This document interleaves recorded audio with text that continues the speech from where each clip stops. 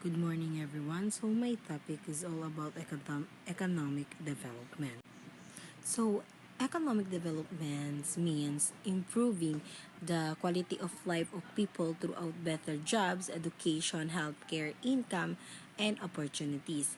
It is not only about increasing money in our country, but also about nag-help tayo ng tao, people living better and fairy lives.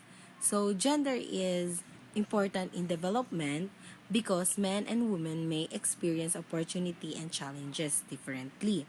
Um, so gender equality helps ensure that everyone has an equal access to education, work, leadership, and resources. Just like, and for example, community creates free livelihood training for both and women.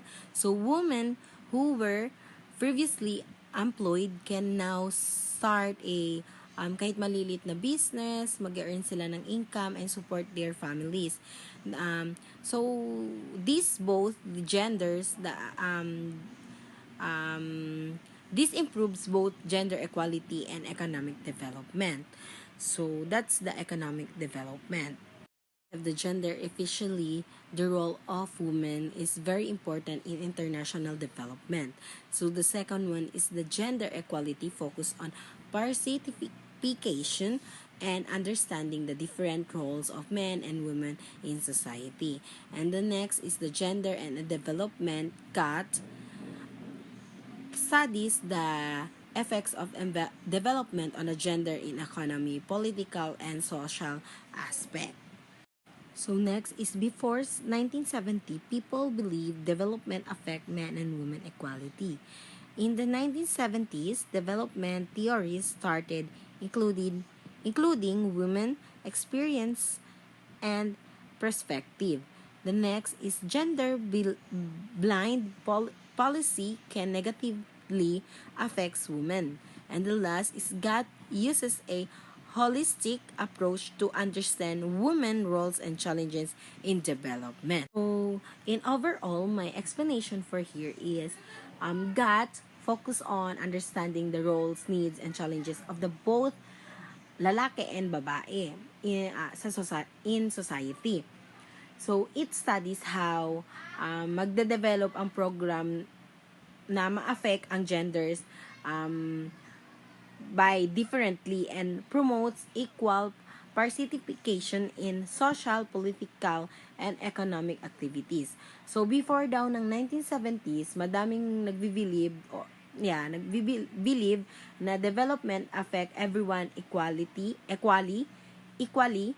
Later, experts realize women often face unequal opportunities, limit education, and discrimination. So God was introduced to address these issues and create fairly policy. So just like for example, a government scholarship program noticed that fewer girls attend school in rural areas. To solve this, the government provides free school supplies and transportation for the girls. As a result, more girls continue their education and gain better future to the opportunities. So the next is So the gender blind policy. So for my explanation here, gender blind policy are rules or program that ignore the different needs of men and women. Although they may seem fair, they can sometimes disadvantage women or other group. Just for an example, a company offer overtime work only at night without wala silang consideration sa safety ng babae or a child care.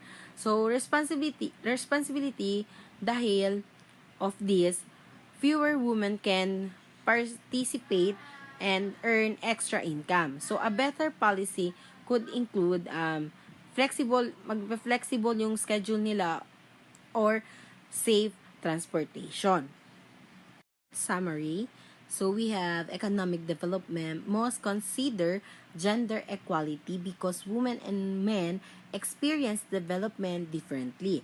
So gender and development promotes equal participation and recognize the social, economic, and political effects of development on women. Let's move to my next topic is climate change. So gender an important issue in climate change policy and science. Climate change affect men and women differently.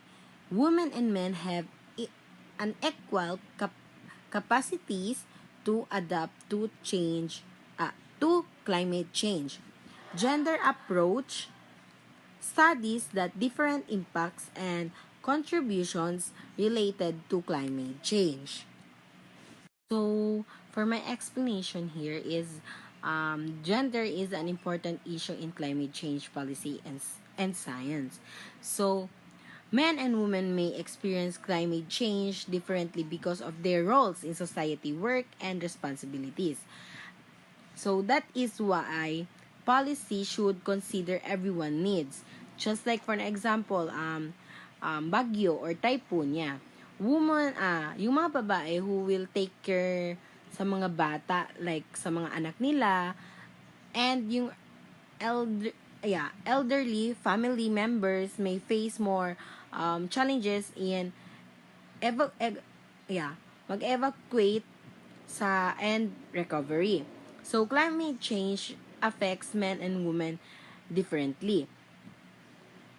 So the effects of climate change are not always the same for everyone. Jobs, responsibilities, and access to resources can make the impact differently.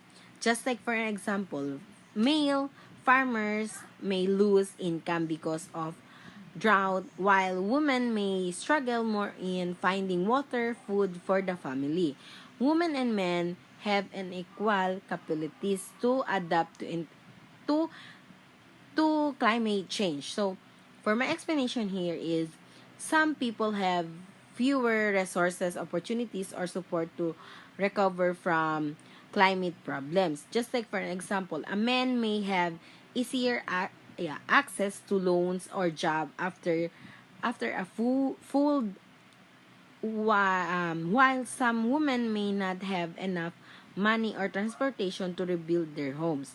So the next is gender approach study the different impacts and contribution related to the climate change. So here, gender approaches help researchers understand how men and women are affected and how both can help solve climate change problem. Just like for example, in sa isang community project, women may lead recycling programs while men help in building food barriers.